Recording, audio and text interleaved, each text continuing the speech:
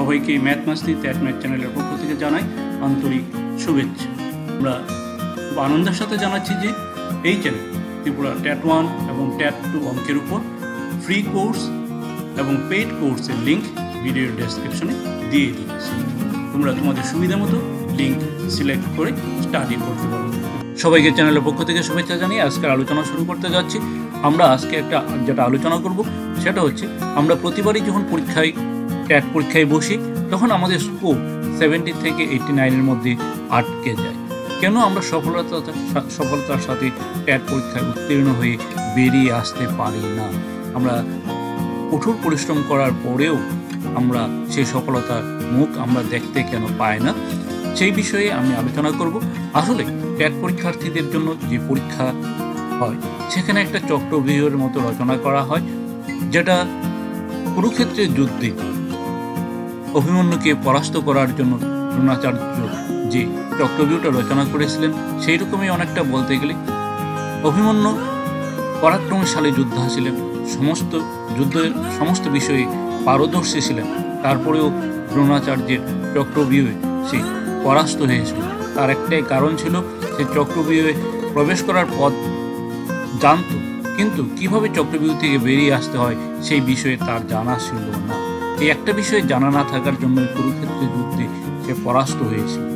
সেই একই রকমভাবে আমাদের ত্রিপুরা ট্যাট পরীক্ষা যখন হয় সেখানে একটা চক্রব্যূহের মতো রচনা থাকে। সেই চক্রব্যূহটা কি আমাদের জানা খুব দরকার, এবং সেই চক্রব্যূহ থেকে বেরিয়ে কীভাবে আমরা সফলতার মুখ দেখতে পাবো সেই বিষয়ে জানা আমাদের খুবই জরুরি। তাই তথ্যের উপর ভিত্তি করে আমি আলোচনা করতে যাচ্ছি সেই বিষয়ের উপর। যদি যারা প্রথম 1-2 বার ট্যাট পরীক্ষা দিয়েছো তাদের সাথে যদি আমার যে আলোচনার বিষয় সেটা যদি তোমাদের মতের সাথে মিলে, অবশ্যই তোমরা কমেন্ট বক্সে কমেন্ট লিখে পাঠাবে। তো এই চক্রব্যূহ এবং তার চক্রব্যূহ থেকে বেরিয়ে আসার পথ জানার জন্য আমাদের প্রথমেই জানতে হবে ট্যাটের প্রশ্নের কাঠামো। ত্রিপুরা ট্যাট 1 যে পরীক্ষাটা হয় সেখানে মূলত 5টা টপিক থাকে: English, Bengali, CDP, EVS, math. প্রত্যেকটা সাবজেক্টেরই উপর 30 মার্কস থাকে। English 30 marks, Bengali 30 marks, CDP 30 মার্কসে থাকে, ইভিএস 30 মার্কসে থাকে এবং ম্যাথ 30 মার্কসে থাকে। টোটাল 150 মার্কস নিয়ে আমাদের পরীক্ষাটা হয়। আমরা প্রথমে যে ভুলটা করি সেটা হচ্ছে, যেমন অভিমন্যু যুদ্ধক্ষেত্রে সমস্ত বিষয়ে পারদর্শী ছিলেন, কিন্তু একটা বিষয় যেটা তার জানা ছিল না সেটা হচ্ছিল চক্রব্যূহ থেকে কিভাবে বেরিয়ে আসতে হয় সেই বিদ্যা তার জানা ছিল না। সেই একই রকমভাবে আমরা ট্যাট পরীক্ষায় যারা বসতে যাই, আমরা এই 5টা বিষয়ে সবাই পারদর্শী হয় না। এটা স্বাভাবিক যে আমরা English, Bengali, CDP, EVS, math সব বিষয়ে আমরা পারদর্শী হব এরকম না। আমরা কোনো না কোনো বিষয়ে দুর্বল থাকি। তো সেই ক্ষেত্রে আমরা যে ভুলটা করি, আমরা যে বিষয়ে দুর্বল থাকি সেই বিষয়টাকে বাদ দিয়ে দিই। তখন আমরা হিসাব করি, একটা বিষয় যদি আমি বাদ দিয়ে দিই তখন আমাদের থাকে 150 থেকে 30 মার্কস মাইনাস করলে 120 মার্কস। তো এই 120 থেকে 90 স্কোর করা কোনো ব্যাপার নয়, সেই চিন্তাটা আমাদের মাথায় থাকে, কিন্তু বাস্তবে সেটা হয় না। এবার আমরা যেটা দেখলাম যে প্রত্যেকটা পেপারই 30 করে থাকে। ঠিক আছে, আমরা কেন একটা পেপারকে যখন বাদ দিয়ে দিই তখন বাকি 120 থেকে 90 স্কোর করা সম্ভব হয় না, সেই বিষয়টা নিয়ে আলোচনা করব। তার আগে আমরা একটু আলোচনা করে নিই কোয়েশ্চেন প্যাটার্নগুলি নিয়ে। প্রত্যেকটা সাবজেক্টে যে 30 মার্কস থাকে, এই 30 মার্কসটাকে 3টা ভাগে ভাগ করা হয়। প্রথম হচ্ছে ইজি, খুব ইজি টাইপের 10টা কোয়েশ্চেন সেট করা হয়, মিডিয়াম হার্ড টাইপের 10টা কোয়েশ্চেন সেট করা হয়, এবং হার্ড 10টা কোয়েশ্চেন সেট করা হয় প্রত্যেকটা সাবজেক্টে। যেমন ইংলিশের ক্ষেত্রে ইজি 10টা কোয়েশ্চেন থাকে, মিডিয়াম হার্ড থাকে 10টা, হার্ড থাকে 10টা, টোটাল থাকে 30 কোয়েশ্চেন। সেমভাবে বেঙ্গলি, সিডিপি, ইভিএস এবং ম্যাথামেটিক্সের ক্ষেত্রেও সেমভাবে কোয়েশ্চেনগুলিকে এভাবে 10 করে ভাগ করা হয়।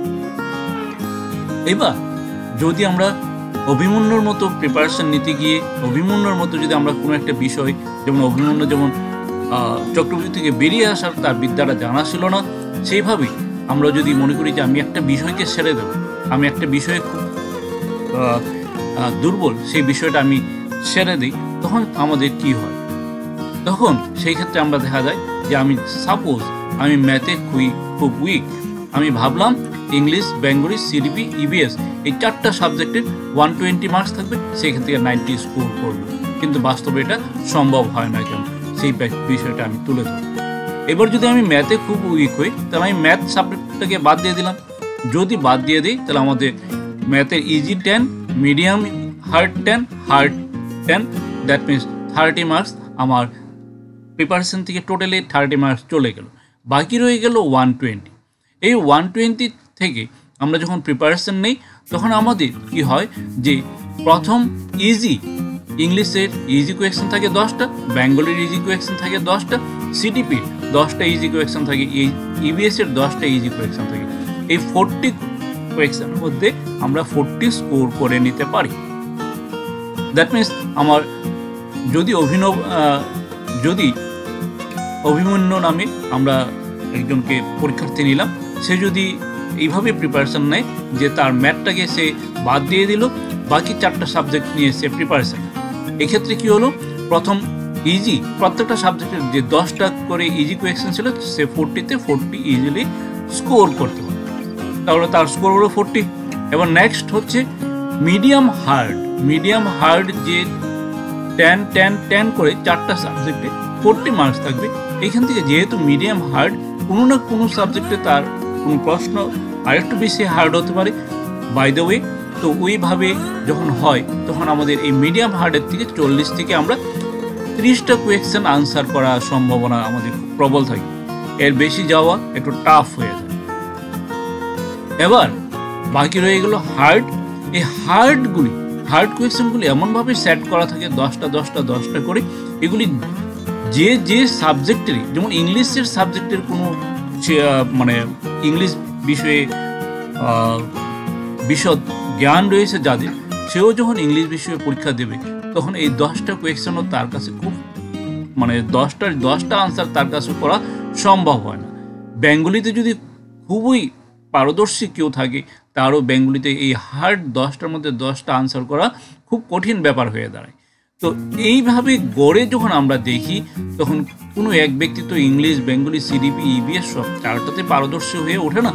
সেই ক্ষেত্রে তার এই যে 10 করে 40টা হার্ড কোয়েকশন থাকে, এই জায়গা থেকে 12টা কোয়েকশন আনসার করা যায়। এই 40টা কোয়েকশনের মধ্যে হার্ড যেগুলি থাকে, এগুলি থেকে আমাদের বেস্ট প্রিপারেশন নেওয়ার পরেও এই 40-এর মধ্যে আমরা 12 ইন অ্যান অ্যাভারেজ 12 আনসার করতে পারি। এরপর আমরা ম্যাথস একটা সাবজেক্ট ছেড়ে দিলাম। এখানে যে 30টা কোয়েকশন থাকে, আমরা কোনো আনসার আমরা প্রিপারেশন না নিলেও আমরা অন্ধকারে ঢিল মারার চেষ্টা করি। তো ওই ব্যাপারটা। আর মিডিয়াম হার্ড, এখান থেকে আমরা 40-এ 30 ধরেছিলাম, তারপরও এখান থেকে আমাদের 1-2টা কোয়েকশন আমাদের বেশি আনসার হতে পারে। তো ওইভাবে যদি আমরা বোনাস মার্ক কোয়েকশন আনসার নেই, আমরা আরও 5টা বোনাস কোয়েকশন আনসার করতে পারি। তো ইন টোটাল এইভাবে যখন করি, আমরা ইজি 40, মিডিয়াম হার্ড 40টার মধ্যে 30টা আনসার করা যায়। হার্ড কোয়েকশন এই জায়গা থেকে 40টার থেকে only 12 in an average answer করা যায়।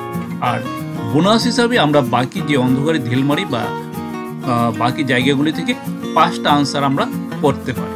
তো আমাদের টোটাল স্কোর হয়ে গেল 87। তার মানে আমরা অভিমন্যু যেমন পারদর্শী ছিল, পরাক্রমী ছিল, যুদ্ধের সমস্ত কৌশল তার জানা ছিল, শুধুমাত্র একটা বিষয় সে জানতো না যে চক্রব্যূহ থেকে কিভাবে বেরিয়ে আসতে হয়। সেই কারণে সে কুরুক্ষেত্রের যুদ্ধে পরাস্ত হয়েছিল। একই রকমভাবে আমরা 4টা বিষয়ে পারদর্শী হই, কিন্তু একটা বিষয়ে যখন আমাদের অজানা থাকে, সেইভাবে আমরা এই চক্রব্যূহের মধ্যে আটকে গিয়ে আমাদের স্কোর দাঁড়ায় 87।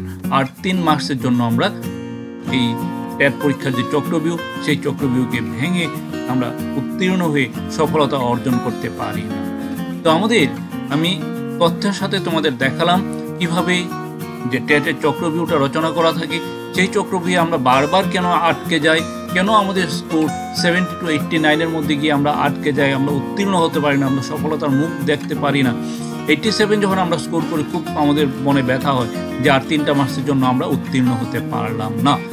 এই ধরনের ঘটনা যাদের সাথে ঘটেছে, তোমরা অবশ্যই ভিডিওর কমেন্ট বক্সে তোমরা কমেন্ট করবে যদি তোমাদের সাথে এই ঘটনা ঘটে থাকে।